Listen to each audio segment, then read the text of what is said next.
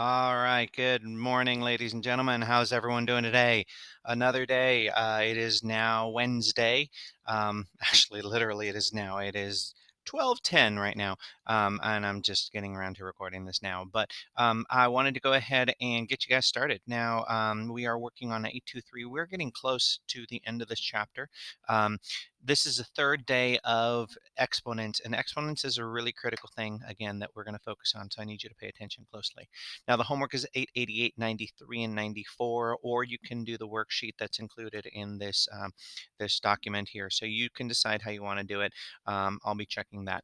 Now, I hope you guys are doing your check and reflect.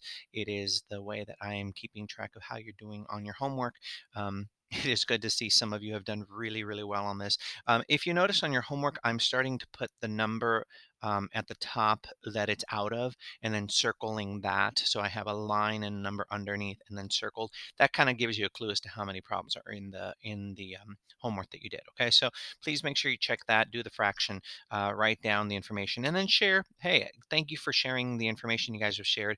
It's been kind of interesting to hear your feedback and also the activities that you're doing, whether it just a variety of different things.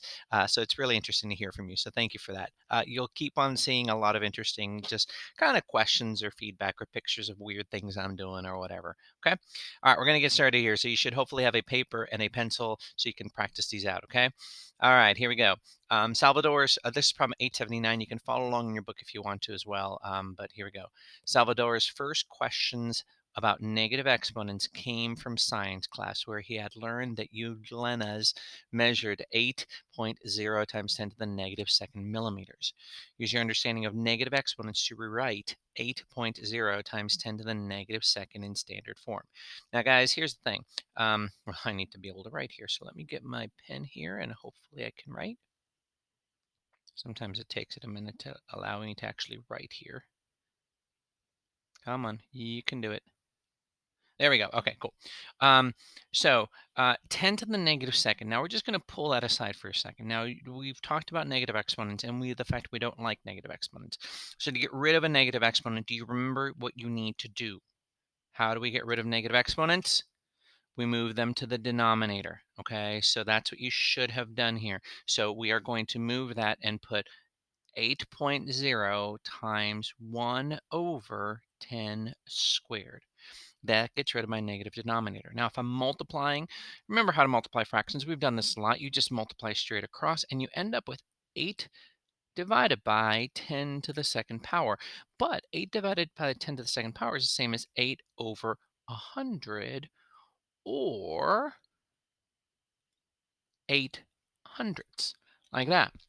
Now, what I want you to note is we're looking for shortcuts, we're looking for tricks, we're looking for things we can remember. Look at the decimal point. Decimal point went from behind the 8 right there, and it moved twice. Why? Because we divided by 100. And you guys remember the tricks we've been talking about throughout this year. When you multiply by 100, you move the decimal point 2 times to the right. When you divide by 100, then you move it 2 times to the left. And so that's what's happening here.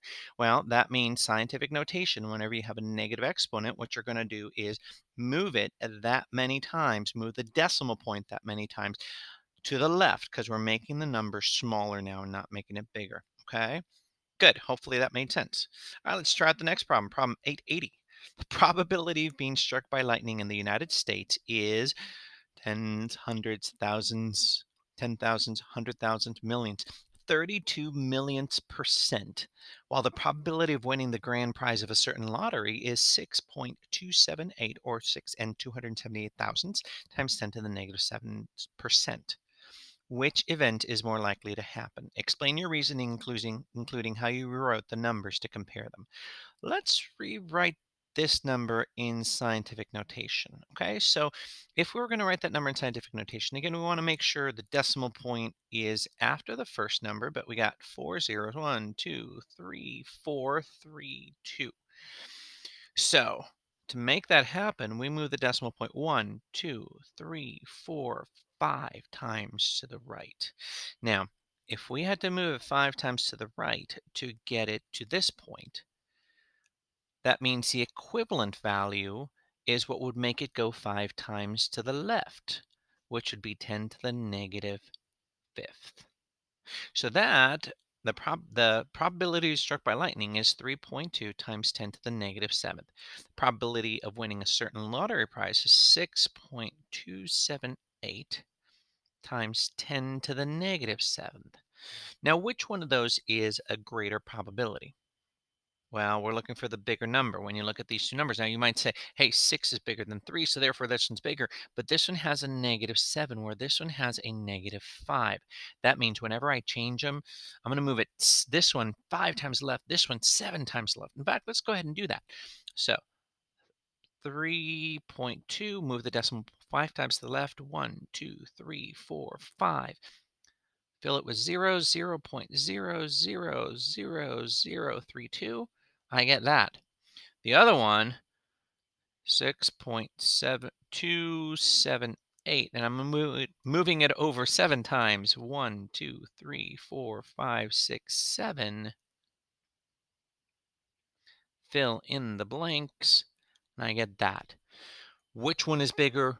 Clearly this one. So, ladies and gentlemen, you have a greater chance of being struck by lightning than of winning the lottery. That's usually the case with the big prize lottery prizes. People think, hey, I can win it. I can win it. No, you have a much smaller chance of winning the lottery than of getting struck by lightning. So, don't do it. Okay. All right. Next problem. A list contains a star, a river, and a type of bacteria. Which one is which? Use your understanding of scientific notation to put these three items below in order from largest to smallest and identify which is which. So Yangtze measures 6 and 3/10 times 10 to the fifth meters. Okay, 6 and 3/10 times 10 to the fifth. Now, is this number going to make it bigger or smaller? It's going to make it bigger. So what do I do with the decimal point?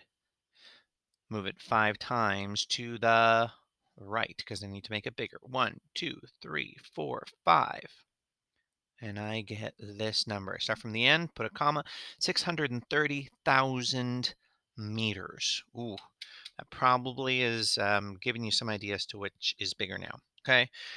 Staphylococcus measures 6 times 10 to the negative 7 meters. Okay, so I've got 6 decimal points there. I need to go to the negative 7. That means it's going to make it bigger or smaller. It's going to make it smaller, a whole lot smaller. 7 times I got to go to the left. 1, 2, 3, 4, 5, 6, 7. 0.00000006 meters. Last but not least, a green measures 7 and 1/10 times 10 to the 17 meters. Okay, guys, do this again. Make it bigger, smaller. It's going to make it bigger. 7.1 and move it over. You know what? Move it over 17 times. You end up with, you get my point, right? Meters. Okay, so which one's bigger? Eta Carini, I think it's called. Then Yangtze, and then Staphylococcus. So which one is which? Well, considering we've got a star, a river, and a type of bacteria, Eta Carini is a star. The river is the Yangtze, and the Staphylococcus is a bacteria. Okay? Hopefully that made sense. Scientific notation goes both ways, guys. Last but not least, last problem, 882. Which of the numbers below are correctly written in scientific notation for each that is not? Fix it. So here's what I want you to do. I want you to pause the video and I want you to try these 4 problems. Write them down carefully. And then when you're done writing them down, I want you to press to play and see if you get it right. Okay? So pause it now. Did you pause it? Oh, come on. Pause it. Write it down. Don't cheat me out of this. Okay? Come on. All right. Okay, I hope you paused it. I hope you got it. So let's try it out. 4 and 51 times 10 to the negative second. That is correct. So you are done. You leave that one alone. How about this next one? 789 thousandths times 10 to the fifth power. It is not written correctly because the decimal point has to be after the first number. Now be careful here. Move it over once. I get 7.89 or 7 and 89 hundredths. Now, did I make that number bigger or smaller? I made it bigger. That means I need to change this to balance that out. So if I make one of them bigger and I'm multiplying here, I need to make the other value smaller to maintain that equality. So moving it over once to make it smaller here, or I'm sorry, make it bigger here, means this one has to go to make it smaller. Let's try this next one here. 31 and 5/10 times 10 to the second. Again, it is not right. The decimal point has to be after the first number, like that. Now, this time I move the decimal point to the left, making the number smaller, smaller. So that means when I do this right here, this has to get bigger. So 10 to the third. Again, to balance it out, if you make one of them smaller by moving the decimal point, you've got to balance it out. Make this one bigger to maintain equality. The last one here, 3 and 8 thousandths times 10 to the negative 8. That is actually correct. So those are good. Okay. All right, ladies and gentlemen, that is it for today. So you are now going to do the homework. Please be careful with it. Please make sure you show to your work, write it down. Please be writing the problems down and the work for them because they're going to help you review later on. Okay. All right. I hope you have a great day, and I will talk to you guys a little later. Bye.